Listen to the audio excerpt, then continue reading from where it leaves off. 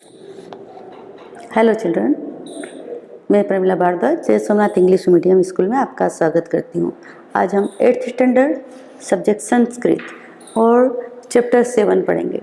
Chapter 7 है सुभाषितानी। भाषा, लेकिन कैसी भाषा? अच्छी भाषा। सुभाषितानी, अच्छे के लिए जो कही जाए, जो हमारे भले के लिए हमसे कही जाती है, वही सुभाषितानी, वही अच्छी बातें होती है। मीनिंग है गुड सेइंग। तो आपके वर्कबुक में क्वेश्चन नंबर 5 है, पहले हम उसे समझेंगे, बाद में हम लेसन पर जाएंगे। तो यहाँ क्वेश्चन नंबर 5 है recognise the forms of words and write. आपको यहाँ जो नीचे वर्ड दिए गए हैं, पुस्तकेषु, वृक्षात, पर्णानि, जलेह, और भी हैं, लेकिन हम इतने ही समझेंगे। तो ये जो वर्ड लिखे हैं कॉमन वर्ड हैं, उसमें क्या फाइंड करना, ठीक है। लेकिन ये जो संस्कृत है, यहाँ क्या होता है, सबसे शॉर्ट लैंग्वेज है और उसमें विभक्ति जोड़कर वो हमारे सामने लिखी जाती है। अब विभक्ति क्या होती है, पहले तो हम वो समझ लें कि विभक्ति होती है एक ही वर्ड को 7 प्रकार से लिखा जाता है, 7 प्रकार से। लेकिन वो सिंगुलर में भी होता है, ड्यूअल में भी होता है, प्लूरल में भी होता है। तो 7 7 7 कितना हुआ? 21 टाइप। वैसे तो 8 होता है, लेकिन अभी हमें 7 ही समझना है।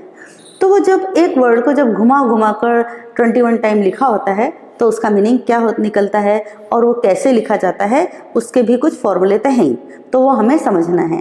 तो यहाँ देखो लिखा है पुस्तकेषु, इसका मतलब होता है किताबों में। ये लिखा है वृक्षात यानी पेड़ से।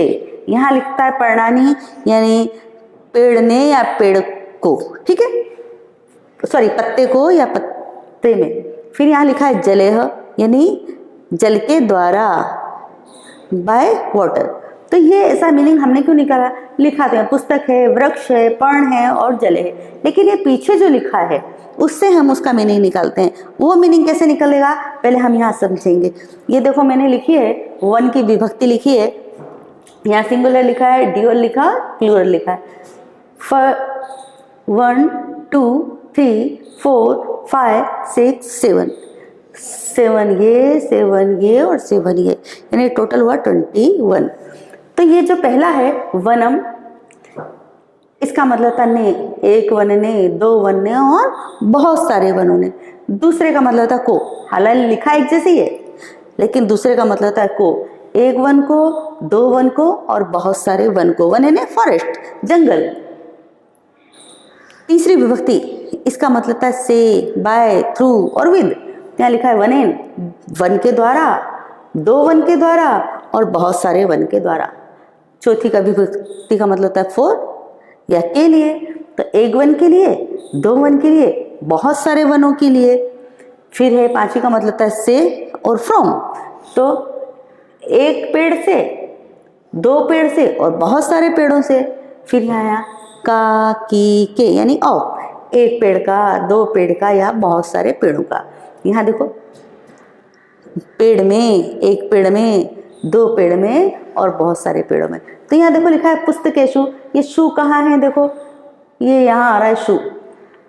अभी कौन से नंबर पर है? 1 2 3 4 5 6 7 7 नंबर पर है, यानी 7वीं विभक्ति और ड्यूअल में है, सिंगुलर, ड्यूअल एंड प्लूरल, ठीक है।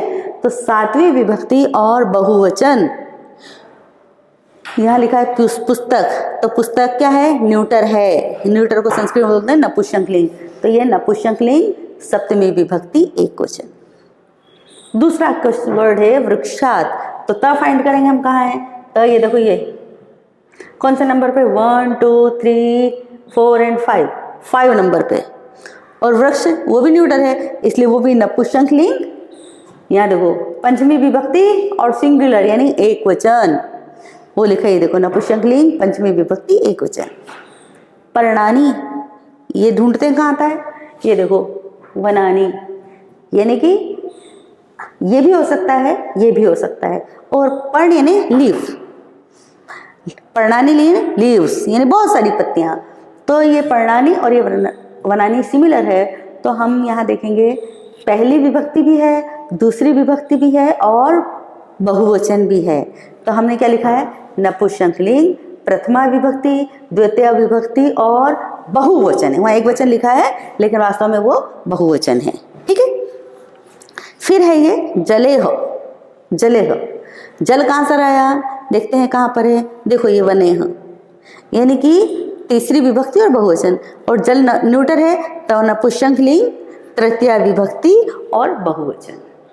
ये मेरे को आपको क्वेश्चन समझाना था, आप जब वो याद करोगे तो ये भी हो जाएगा आपके लिए। अब हम लेसन चालू करते हैं। शुभाषितानी, जो हमारे अच्छे के लिए कही जाए बातें वही हमारे लिए शुभाषित होती है। पहले श्लोक देखो, पुस्तकेषु हि या विद्या, पुस्तकेषु पर हस्तेषु यद धनम, कार्य काले तत्समुत्पन्ने न स विद्या न तद्धनम। पुस्तकेषु हि या विद्या, किताबी ज्ञान। अगर आपकी एग्जाम है, आपने रट लिया, पूरा रट लिया, ठीक है, लेकिन प्रैक्टिकल भी तो होना चाहिए। मान लो आप इंजीनियरिंग कर रहे हैं और आपने रट के पास तो कर लिया, लेकिन प्रैक्टिकल नॉलेज नहीं है। आप किसी कंपनी में जॉब करोगे और वहाँ आप कुछ काम नहीं कर पाए तो वो नॉलेज किसी काम का होगा क्या? किसी काम का नहीं होगा। पर हस्तेषु यद धनम, और दूसरे के हाथ में गया हुआ हमारा पैसा। अगर देखो, पैसे कमाना बहुत बड़ी बात नहीं है, लेकिन पैसे को मैनेज करना, उसका बजट बनाकर खर्च करना बहुत बड़ी बात है। तो हमने बहुत मेहनत से भले ही पैसा कमाया है, लेकिन हमारा पैसा अगर दूसरे के पास है और हमें आज आवश्यकता पड़ गई किसी कारण, घर में शादी है, कोई बीमार पड़ गया और हमारा पैसा दूसरे के पास है, हम उससे लेने गए और अचानक हमें ज़रूरत पड़ी है और वो ना दे, तब हम क्या करेंगे? तब हमारा काम तो अटक जाएगा। तो दूसरों के हाथ में गया हुआ हमारा पैसा। कार्य काले सम उत्पन्न, जब हमें काल यानी ऐसा, काल यानी समय और कार्य यानी काम, जब ऐसा समय आ जाए कि हमें उनकी आवश्यकता हो, जरूरत हो, तो न तो वो विद्या काम में आती है और न वो पैसा काम में आता है। इसलिए रट्टू तत्व पढ़ने से बेहतर होगा कि आप उस चीज़ को समझो और सही जगह मेहनत करो। और हमने कितनी भी मेहनत से कोई चीज़ कमाई हो, हमारी चीज़ हमें ही संभाल के रखनी चाहिए, दूसरों पर आश्रित नहीं रहना चाहिए। अगर ऐसी स्थिति आती है तो दोनों चीज़ें हमारे काम की नहीं रहती हैं। तो हमने इससे क्या सीखा कि हमें समझना चाहिए, किसी चीज़ को रट्टू तोता नहीं बनना है। दूसरी बात, अगर हमारे पास कोई चीज़ है तो उसे संभाल कर रखनी है, दूसरों को बिना मतलब को नहीं देनी है।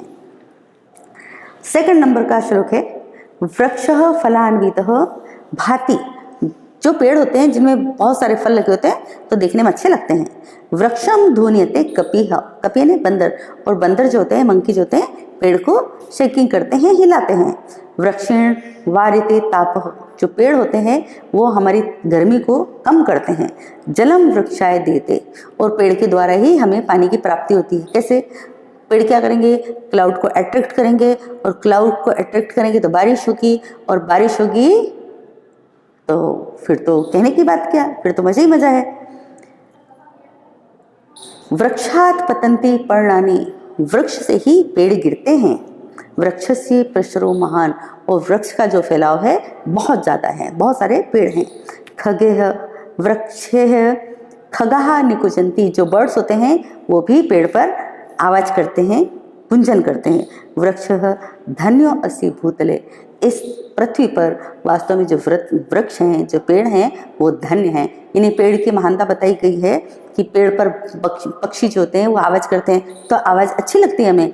पेड़ होते हैं, पक्षी होंगे तो देखने में भी अच्छा लगेगा। पेड़ के कारण ही क्या होता है, हमारे वो, अगर हम पेड़ के नीचे खड़े हों तो क्या गर्मी नहीं लगेगी, शेड रहेगी, ठंडी हवा भी देंगे, फिर पेड़ के कारण हमें बारिश भी मिलेगी। तो वृक्ष में फल भी लगते हैं, और फल लगे हुए पेड़ तो बहुत ही सुंदर लगते हैं, और वहाँ बंदर भी आते हैं जो पेड़ को हिलाते हैं। तो इस प्रकार जो पेड़ है उसके कारण ये पृथ्वी धन्य है। हम मतलब पेड़ के लिए हम ब्लेसिंग करते हैं कि वो हमें इसी प्रकार खुशी देते रहें, या जो भी हमारी आवश्यकताएं हैं वो हमें पूरी करते रहें। थर्ड नंबर है, अब यहाँ क्या बताया गया पता है, कि अगर कोई व्यक्ति ऐसा है तो वो व्यक्तिगत तौर पे हमारा दुश्मन या मित्र नहीं होता है। वो जो कुछ एक्टिविटी करता है, जो व्यवहार करता है, उसी व्यवहार के कारण वो हमारा मित्र बन जाता है या शत्रु बन जाता है। अगर कोई व्यक्ति, आप रास्ते में जा रहे हो, आपको गिरा देगा, झगड़ा कर लेगा या मार दे, तो उसने जो गलत काम करा है उसके कारण वो हमारा शत्रु हो गया। अगर हम जा रहे हैं, किसी की हमें आवश्यकता है, किसी ने हमारी मदद कर दी, तो उसने जो ऐसा काम करा जिससे हमारी मदद हुई तो हमारा मित्र बन गया। तो व्यक्तिगत तौर पे तो न तो कोई हमारा शत्रु होता है न मित्र होता है, वो जो एक्टिविटी करता है, जो व्यवहार करता है, उसी के कारण वो हमारा मित्र और शत्रु बनता है। तो यहाँ देखो वही लिखा है, न कश्चित कस्यचित मित्रम न कश्चित कस्यचित रिपुः। व्यवहारेण ही जायन्ते मित्राणि रिपवस्तथा। न तो कोई हमारा व्यक्तिगत तौर पर दुश्मन है न मित्र है, उसके व्यवहार से ही पता चलता है कि वो हमारा मित्र है या शत्रु है। 4 नंबर के श्लोक पे आते हैं। पिबंत, अब यहाँ है ना महान लोग होते, जो सज्जन लोग होते हैं ना, उनके बारे में बताया गया है कि जो सज्जन लोग होते हैं, जो महान लोग होते हैं, वो बहुत काबिल तो होते हैं और उनके पास बहुत सारी चीज़ें होती हैं, लेकिन वो किसी चीज़ का कलेक्शन करते हैं तो दूसरों की भलाई के लिए करते हैं, अपने लिए नहीं करते हैं। तो देखो किसका एग्जाम्पल दिया गया है। पिबंती नद्य स्वमेव नाम्भः, नाम यानी पानी, नदी जो है अपना पानी खुद नहीं पीती है। स्वयं न खादंती फलानि वृक्षः, और पेड़ पर इतने सारे फल लगते हैं लेकिन पेड़ कभी भी अपने फल को नहीं खाता है। नादंती शस्यम खलु वरिवाहा, वरिवाहा यानी क्लाउड, जो क्लाउड होता है उसी के कारण बारिश होती है और उसी के कारण खेतों में अन्न उगता है, लेकिन क्लाउड कभी उन चीज़ों को खाता नहीं है। परोपकाराय संता विभूत है। इसी प्रकार जो सज्जन लोग हैं, जो महान लोग हैं, वो पैसों का, धन का, चीज़ों का कलेक्शन तो करते हैं लेकिन दूसरों की भलाई के लिए करते हैं। 5 नंबर में नदियों के नाम बताए गए हैं। और हम तो इस देश में रहते हैं कि जहाँ भगवान को तो क्या है, इंसानों को भी पूजा की जाती है और इंसानों के साथ साथ यानी अपने दादा दादी हैं उनका तम सम्मान करते हैं, पेड़ पौधों का भी सम्मान करते हैं, नदियों की भी पूजा करते हैं। तो वही चीज़ बताई है, देखो क्या लिखा है। गंगा सिंधु सरस्वती च यमुना गोदावरी नर्मदा, सारे नदियों के नाम हैं। गंगा सिंधु सरस्वती यमुना गोदावरी नर्मदा कावेरी सरयू महेंद्र तनया चर्मवती वेदिका क्षिप्रा वैत्रवती महासुर नदी ख्याता च गंडकी, ये ख्याता है ना, फेमस है। पूर्ण जले समुद्र सहिता कुर्वंती में मंगलम, सारी नदियों के नाम लिए गए हैं। देखो आप लक्ष्मी जी की फोटो देखते हो ना, तो कमल के ऊपर बैठी है और कमल कहाँ होता है, पानी में होता है। तो पानी को हम धन संपत्ति के का प्रतीक मानते हैं, तो इसीलिए हम नदियों का भी सम्मान करते हैं, नदियों का भी पूजन करते हैं। तो वो जो पोएट है वो क्या कह रहे हैं, ये सारी नदियों के नाम लेकर उन्होंने कहा कि सारी जो नदियां हैं वो फेमस हैं और वो हमेशा जल से भरी रहें, और वो जो नदियां समुद्र में जाकर मिलती हैं वो मेरा भी कल्याण करें, मेरा भी मंगल करें, मेरा भी भला करें। 6 नंबर पे आते हैं। देखो एक कहावत है कि बार बार के प्रयास करने से जो मूर्ख व्यक्ति है ना वो भी होशियार हो जाता है। जैसे कि यहाँ बताया है, देखो घृष्टम घृष्टम पुनरअपि पुनः चंदनम चारु गंधनम, जो लकड़ी होती है चंदन की, खुशबू देती है, लेकिन अगर रखी होगी तो खुशबू नहीं देगी। आप उसको बार बार घिसो, बार बार घिसो, जितना घिसोगे उतनी ज़्यादा खुशबू देगी। डायमंड मिट्टी जैसा होता है, लेकिन जितना ज़्यादा उसमें उसको घिसा जाता है, जितना ज़्यादा चमक होता है, वैसा उसकी प्राइस बढ़ जाती है।